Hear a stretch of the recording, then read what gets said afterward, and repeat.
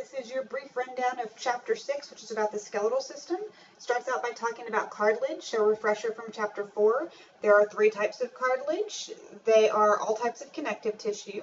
The way that you can recognize them is there are holes inside of the tissue called lacunae. Inside of the holes, you have the cells called chondrocytes. Because cartilage is an avascular tissue, there's going to be a dense sheet of connective tissue outside of it that's called the perichondrium.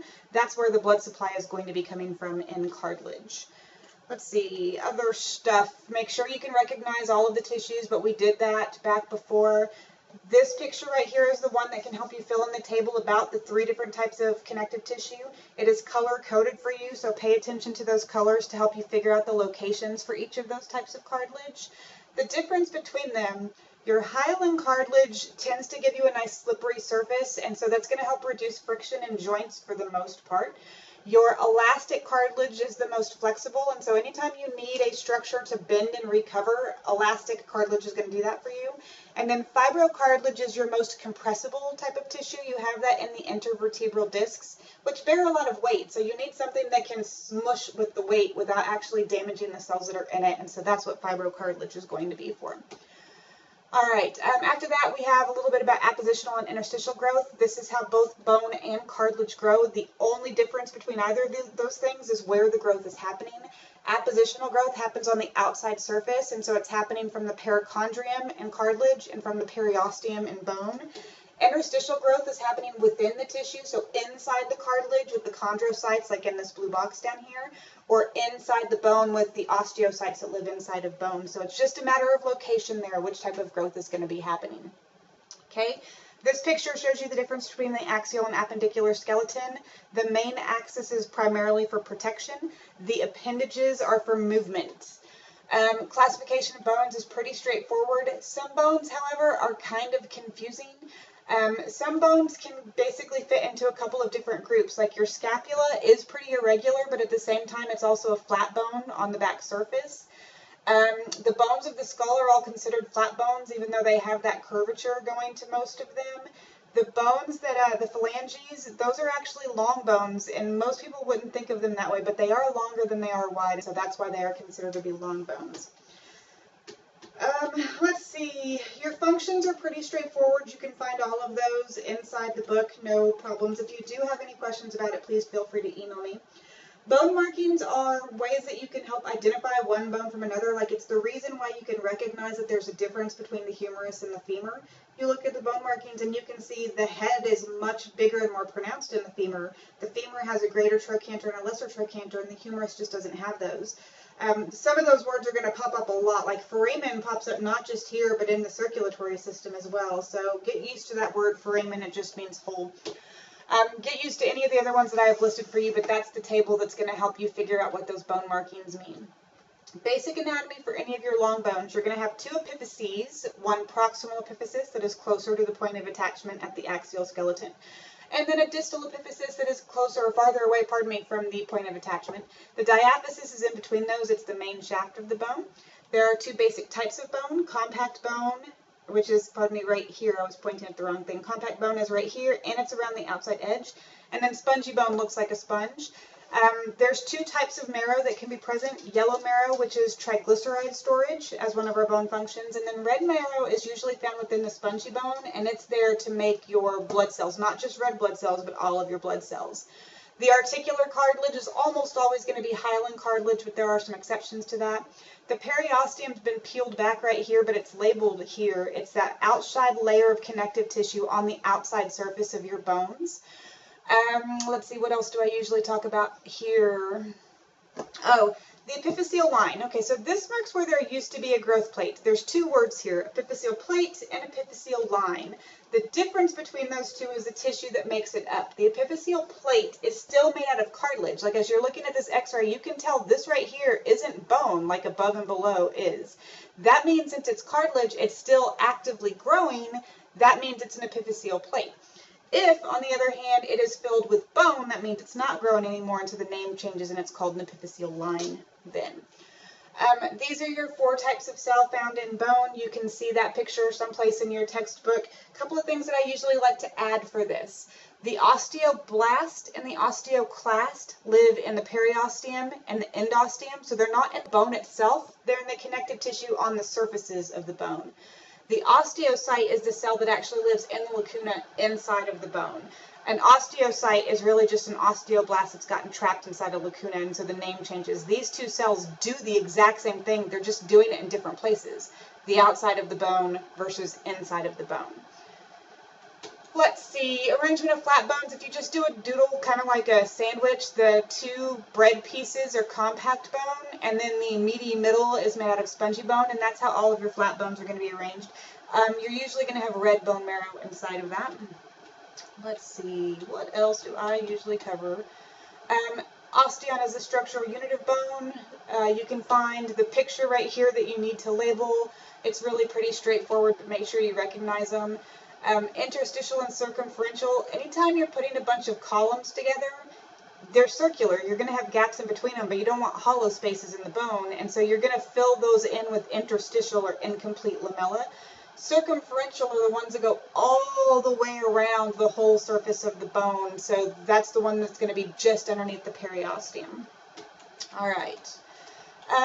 The organic components of bone are the proteinaceous fibers in there, like collagen fibers. The cells that we mentioned earlier, those are going to be the organic components as well. The matrix, the background stuff, includes all of these things. This picture is showing you something that can be done for like Boy Scouts and Girl Scouts. It happens sometimes they will go get bones and then soak them in vinegar. When you do that, it removes all the inorganic components and it leaves just the organic components of bone, and you can see how flexible the bones become there. So it's important that you understand bones just aren't solid rock. It is a living tissue that has flexibility associated with it, and that flexibility is going to be very important because it helps prevent bones from breaking if you do something like jump off a roof.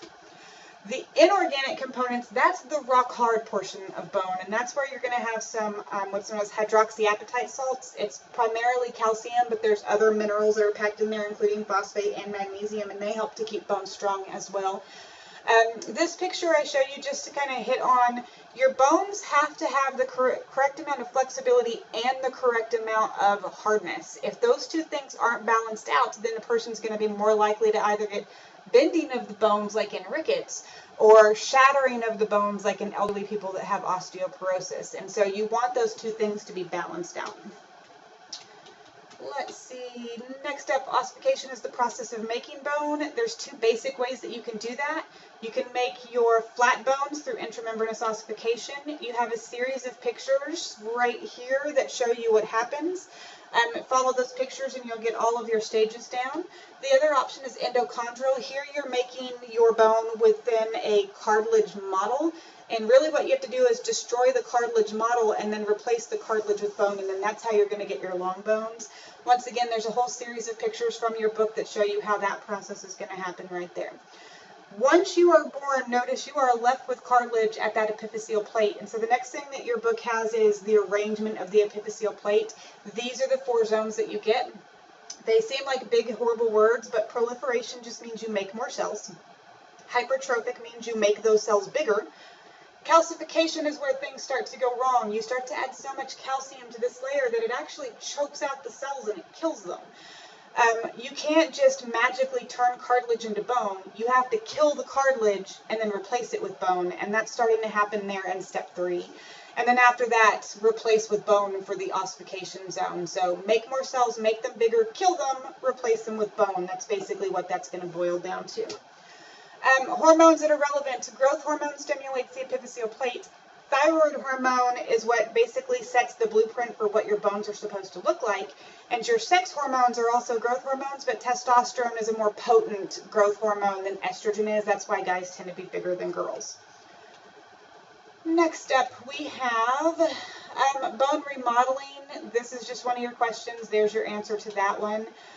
Bone deposit is laying down more matrix, and bone resorption is taking it out of the bone. Bone remodeling, if you look at these pictures of Arnold Schwarzenegger back in the 70s or 80s to more recently, you got to think about, his bones would not look the same in either of these two pictures. Back here, he was lifting way more weight. When you lift weights, the muscles are pulling on bone, which means it's stressing the bone. When the bones get stressed, they make themselves stronger. So back here, his greater trochanter would have been bigger because the muscle attachments would have been larger. His tibial tuberosity would have been much larger as well. What's happened is because he doesn't lift the same amount of weight anymore, you don't need to make the bones as strong, and so you start to slowly kind of grind away at it with the osteoclasts and you make it smaller. The reverse is also true. If you were to start lifting weights today, you could build your bones up bigger, denser, and stronger with greater muscle attachment points. Your bones are going to be as strong as you need them to be, and bone remodeling is just how you do that. The cells needed are the same 4 cells that we mentioned before, although primarily it's going to be the osteoclasts and blasts. Cysts are doing the same thing blasts are, but again, they're doing it from inside the bone, not on the outside surface of it. But clasts tear it down, blasts build it back up. These 2 hormones really don't care about how strong your bones are. They care about what your blood calcium levels are going to be. Let's say that you just chugged a whole gallon of milk on a dare. That's going to increase your blood calcium level as you absorb that. And so then your thyroid gland is going to produce calcitonin to lower your blood calcium back down. When it does that, you got to think about where's that calcium going to go. It's getting pulled from the blood. You're going to put it in the bones. And so at the same time that you're doing all this, you're making your bones stronger with calcitonin. On the flip side, if you have not had dark leafy green vegetables or dairy products in a long time, then you're probably deficient in the amount of calcium you're supposed to be consuming. So your parathyroid glands are going to release parathyroid hormone, which is going to steal the calcium from your bones and put it into your blood so that your blood calcium level stays homeostatic. What's important for you to understand is calcium is not just needed for strong bones. You need it for blood clotting, you need it for nerve impulse transmission, you need it for muscle contraction, and those things are life and death. Weak bones aren't going to kill you, and so that's why you can make your bones weaker to keep things where they're supposed to be when it comes to your calcium levels. These 2 hormones come back hard in A&P2, so don't forget about them. I guarantee you test questions about those hormones. Bones respond to mechanical stress by making themselves stronger.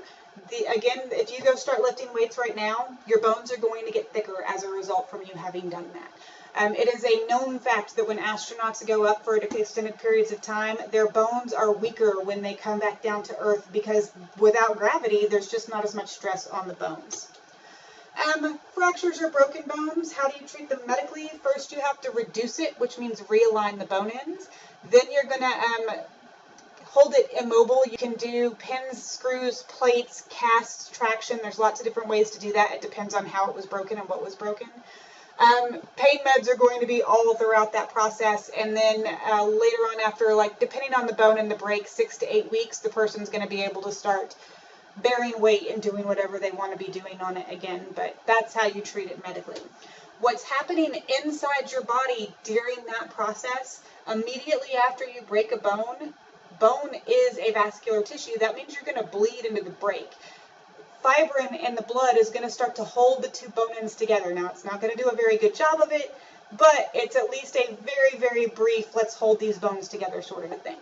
After that, your body starts to fill in that gap with fibrocartilage. Again, that's our smushy type of cartilage, so now we won't have bone rubbing up against bone, especially because you might have jagged ends. You don't want those rubbing up against each other.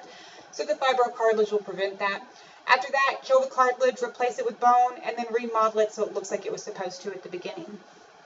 Just warning, there's lots of gross pictures for the next bit, so be ready for them. In terms of writing in a patient's charts, these words, complete means you have broken the bone all the way through. Like in this case for this humerus is completely broken all the way through. Incomplete means maybe you broke one side of the bone, but not the other. Non-displaced means the bone ends are still in line with each other. This is a displaced fracture because the 2 bone ends are not in line with each other anymore. And green stick is a type of incomplete fracture that's more likely to happen in kids. We'll talk about that more in just a little bit. Comminuted means you've shattered it into 3 or more pieces, more common in the elderly. Compression means you have smushed or crushed the bone, again more common in the elderly. Spiral fracture means you've twisted. This is more common as a sports injury. Epiphyseal, whenever you've got that calcification zone in the epiphyseal plate, that's a weak spot in the bone and, the cartilage in the epiphyseal plate, and so it's more likely to break right there if it's subjected to a trauma. If you break here, that tends to mean that the person is going to require surgery, especially if it's in the legs, to make sure that both legs end up growing at the same rate. So they'll end up having to re-break it and then stretch it. And it's a whole thing when it happens in the legs. So it means you break it right along the growth plate. Depressed means that you have pushed a bone inward. This is more typical of a skull fracture. The story here was this was a difficult labor. She was pushing and her birth canal was very narrow. So basically as mom was pushing, she pushed her baby's head into the birth canal, the bony parts of it, and then accidentally gave her baby a depressed skull fracture. The baby healed just fine, so everything is all happy there. Green stick is, again, it's one of our incomplete fractures. It doesn't break all the way through.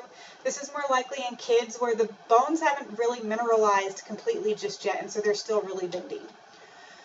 This is usually where I like to mention something that's different between different medical professionals. Nurses and doctors tend to call this a compound fracture. Compound means the bone is protruding through the skin. EMTs in some cases are taught that a compound fracture means that two bones were broken, like both the tibia and the fibula were broken at the same time. That can be a point of confusion. If you've got two people that are using the word compound, but they mean two different things, it can make it difficult to treat the patient. And so you just want to make sure if you're working in a set area, know what the people in the area that you're working with call something. Like if you're a new EMS in a nice little rotation, you want to make sure you're talking to the nurses in between shifts or whatever, just asking them, what do you call these things, so that you're calling the same thing they do, so that there's not a miscommunication. Let's see, after that, I think we just have some problems with bones. So osteomalacia and rickets are both the same basic thing. The difference is the age of the individual. Osteomalacia tends to happen in adults, where rickets tends to happen in kids. This is the result of usually poor diet and or not enough sunlight, because it results from lack of calcium and lack of vitamin D. Incidentally, vitamin D is necessary for the absorption of calcium. So even if you're eating a bunch of calcium, if you don't have vitamin D, you can't absorb it. And so you've got to have enough of both of those. Again, rickets, same thing. Notice the bowing, pardon me, and the bones. It's because they're not mineralized like they're supposed to be. Osteoporosis is more common in elderly individuals. Here, often because of lack of calcium in the diet, again, what we will do is we will steal the calcium from the bones and just make them weaker and weaker and weaker over time. Some of the newer drugs to treat this are actually osteoclast inhibitors, and that will help slow that stealing of calcium from the bones. But you want to make sure that you just have a good diet to help slow this process down later on. Let's see, Paget's is believed to be viral. Not really sure about that just yet, but this is kind of chaotic bone making. What I want you to notice is we've got front and back of the same dude here. He's got one femur that's growing uncontrolled and it's bowing out, and his other femur is just fine. He has one calcaneus that's not okay, and the other one is just fine. One scapula is going wrong, the other scapula is not going wrong. I think I said scapula a second ago. Scapula, just to be super clear. No cure for that one at this point either. Bones start forming embryonically about 8 weeks, so basically when mom's about 2 months along. You're completely ossified by about 25 years old. We already talked about osteoporosis, and so that's your chapter 6. If you have any questions about it, please feel free to email me.